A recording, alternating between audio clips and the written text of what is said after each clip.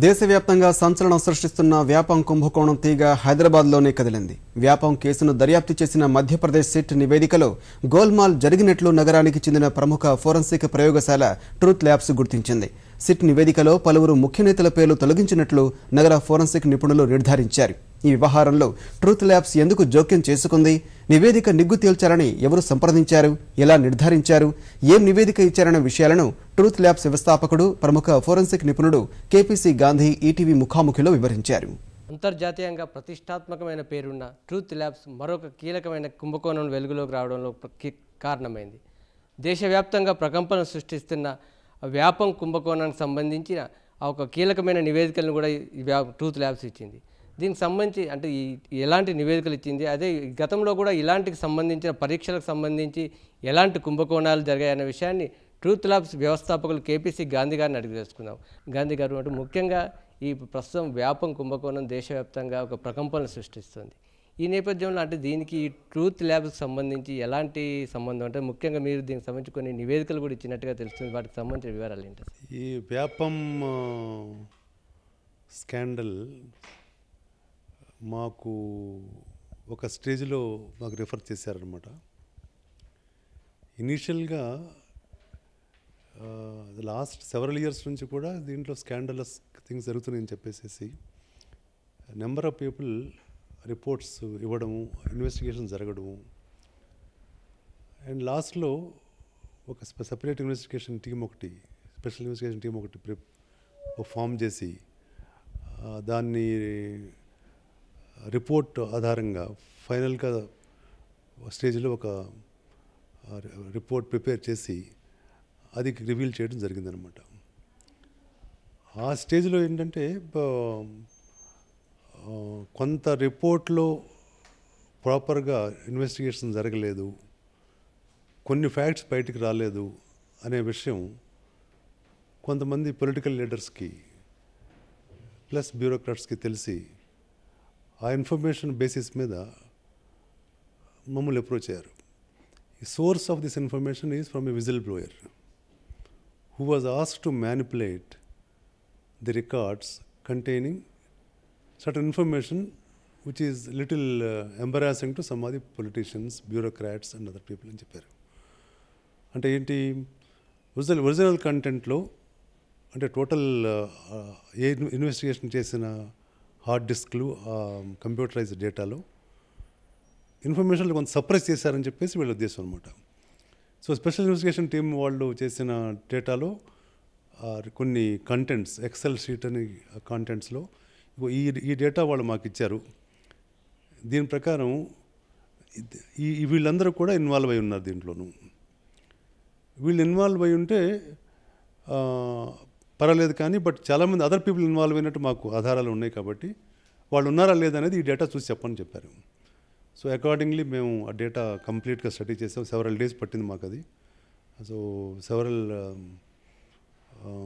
Few hundreds of pages of data అంతా కూడా థరోగా search చేసి వీ ఫౌండ్ వీళ్ళు అనుకున్నట్లుగానే చాలామంది ఇన్వాల్వ్ అయిన వాళ్ళ నేమ్స్ వాళ్ళని డిలీట్ చేసి వాటిని ప్రక్కన పెట్టి ఫైనల్ రిపోర్ట్ ప్రిపేర్ చేసినట్లుగా మేము ఒక ఫైనల్ రిపోర్ట్ మేము ఇచ్చాం.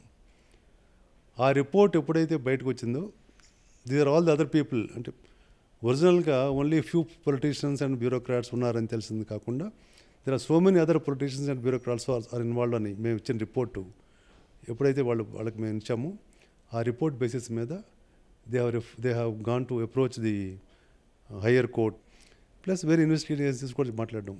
ఈ రిపోర్ట్ కంటెంట్స్ అన్నీ కూడా వాళ్ళు చెప్పారు. Based on this report, truth labs report ప్రకారం ఇవన్నీ కూడా ఉన్నాయి. ఇవి ఎస్ఐటీ వాళ్ళు రివీల్ చేయలేదు కాబట్టి ఇది ఫర్దర్గా ఇన్వెస్టిగేట్ చేయాలని చెప్పారు.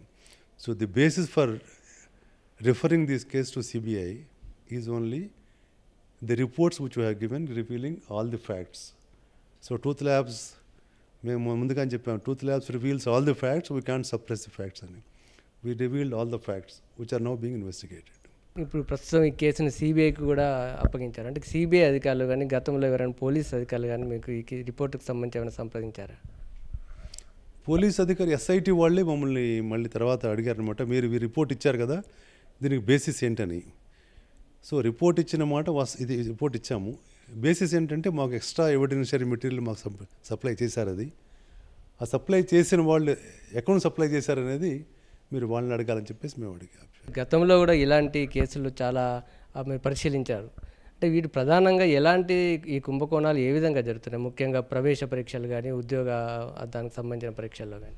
మేము ఈ లాస్ట్ 7-8 ఇయర్స్లో ట్రూత్ ల్యాబ్స్లోనే 40-50 కేసులు చేసాము. అది ఎగ్జామినేషన్ బోర్డ్స్ అయి ఉండొచ్చు, రిక్రూట్మెంట్ బోర్డ్స్ అయి ఉండొచ్చు, తర్వాత కాంపిటేటివ్ ఎగ్జామినేషన్స్ రాసే బోర్డ్స్ అయి ఉండొచ్చు. It can be railway recruitment board, banking service board, army recruitment board, health universities, service commissions, ఇవన్నీ చాలా చేసాం అనమాట. వీటన్నిటిలో కామన్ థ్రెడ్ ఏంటంటే so mostly important one is wrong persons writing. అంటే అసలు పర్సన్స్ కాకుండా వేరే వాళ్ళు ఎగ్జామ్ రాయడము. ఫర్ ఎగ్జాంపుల్ ఒక అప్లికేషన్ ఒక ఎగ్జామినేషన్ రాయాలంటే అప్లికేషన్ పెట్టుకోవాలి. అప్లికేషన్లో ఉన్న ఫోటో, సిగ్నేచరు, థంబ్ ఇంప్రెషను, ఆ సబ్సిక్వెంట్గా హాల్ టికెట్ వస్తే హాల్ టికెట్లో పుట్టిన ఇంప్రెషను, ఆ తర్వాత ఇంటర్వ్యూ వస్తే ఇంటర్వ్యూలో, ఆ తర్వాత జాయిన్ అయితే జాయినింగ్ రిపోర్ట్. ఈ 4 టాలీ అవ్వాలి కదా. There are number of instances we have received అనమాట. సెవరల్ బ్యాంక్స్ వాటిల్లో.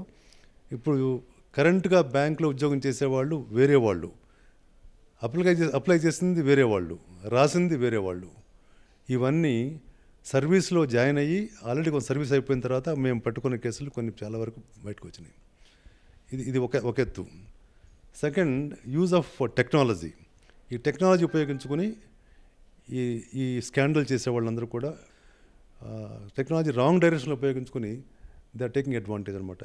ఇలాగా ఇప్పుడు రాబోయే కాలంలో రిస్ట్ వాచ్ కంప్యూటర్స్ వచ్చేస్తున్నాయి. తర్వాత స్పెక్టికల్స్ కంప్యూటర్స్, అంటే కళ్ళజోడులోనే కంప్యూటర్స్ వచ్చేస్తున్నాయి. అలాగే ఇప్పుడు ఫర్ ఎగ్జాంపుల్ నా బటన్ కంప్యూటర్స్ విత్ కెమెరాస్ అనమాట వచ్చేస్తున్నాయి. ఇవన్నీ కూడా అన్లెస్ సిస్టమ్స్ ఇంప్రూవ్ చేస్తే తప్ప ఐ థింక్ ఇండియాలో misuse of technology for wrong candidates recruitment కానీ రాంగ్ క్యాండిడేట్ సెలెక్షన్ కానీ రావడానికి చాలా అవకాశం ఉంది. Thank you sir. ఇది అంటే ట్రూత్ ల్యాబ్ కదిలించిన తీగతో వ్యాపం కుంభకోణంలో భారీ డొంక కదిలింది. మొత్తానికి ఆ సిట్ నివేదికలో కొంత అవకతవకలు జరిగినట్టుగా పరిశీలన తోలింది. ఈ ఒక్క దాంట్లోనే కాదు, గతంలో కూడా అనేక పరీక్షల్లో ఇలాంటి జరిగినట్టుగా ట్రూత్ ల్యాబ్ నిర్వాహకులు చెప్తున్నారు. నగేష్ చారి, ఈటీవీ న్యూస్, హైదరాబాద్.